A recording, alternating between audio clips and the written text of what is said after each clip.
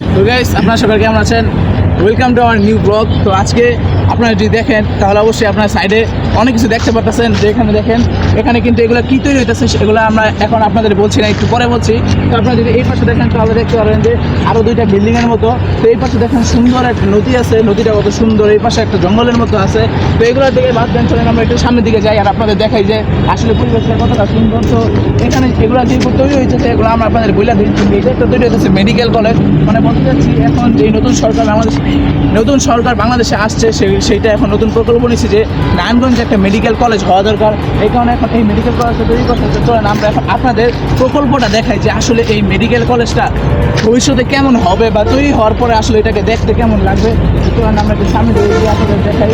এখানে যদি আপনারা দেখেন যে মানে যদি আপনারা এই যে সাইনবোর্ডটা দেখেন, সাইনবোর্ড দেখলে আপনারা দেখতে পারবেন যে আসলে ভবিষ্যৎ প্রকল্পটা আসলে কেমন হবে। তো এই দেখেন, আপনারা যদি বিল্ডিংয়ের দিকে তাকান, আমরা একটু সামনে যাই।